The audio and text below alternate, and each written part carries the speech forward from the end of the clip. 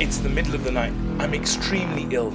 I can't even walk, but I reach out for this one thing. What if I told you that the biggest obstacle to your productivity, focus, and even spiritual growth is there right now with you in your pocket?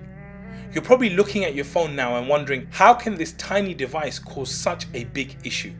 Yes, that's right. We're talking about our digital devices. We've got to admit they're miraculous tools, but have they become more of a distraction than a benefit? Imagine constantly checking your notifications, being entangled in endless social media scrolls, or even answering work emails at odd hours. Do you feel like you're losing control over your time? Wait a second. Is the solution really as simple as just turning them off? It's tempting to think so, but we must remember that our actions should also please Allah. After all, He entrusted us with time, and it's our responsibility to use it wisely.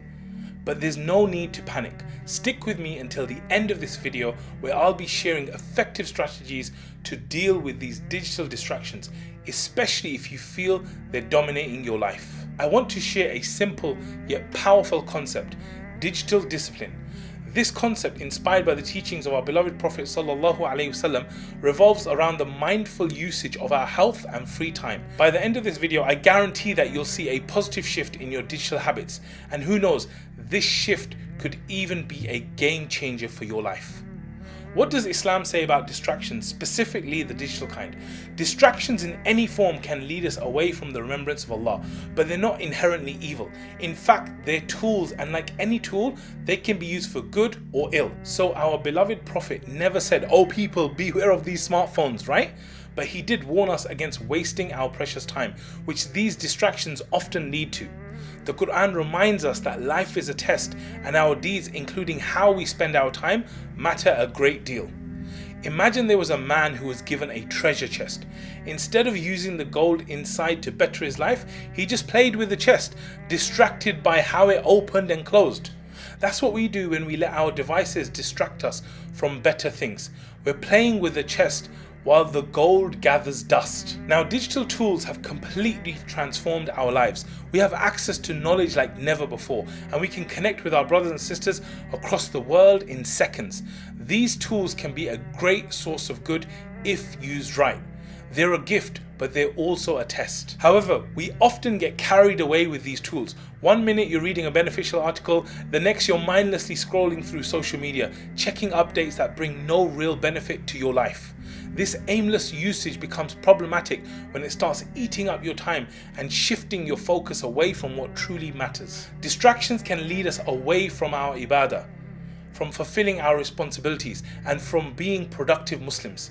They can lead us to waste our time, which, as the Prophet ﷺ warned us, is one of the biggest losses a Muslim can suffer.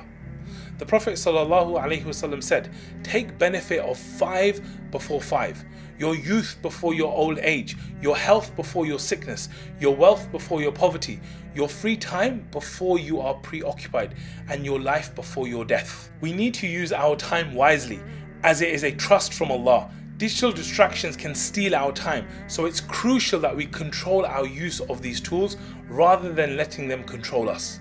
It's not about completely abandoning these digital tools, but rather using them wisely and consciously. Here are some tips. Number 1, set boundaries. Designate specific times for checking social media or emails. 2, use digital tools that limit screen time or block distracting websites.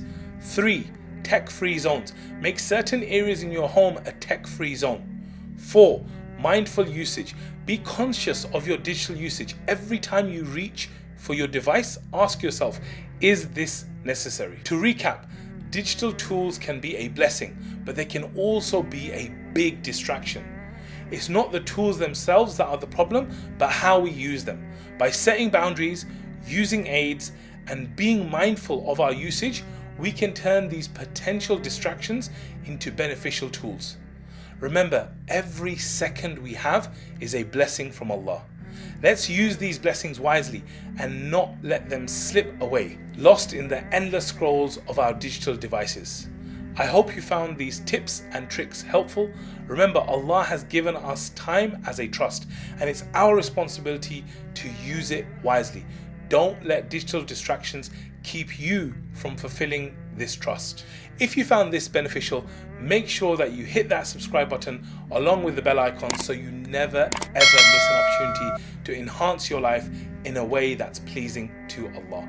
Take these tips to heart, act upon them, and inshallah you will regain control over your time and focus.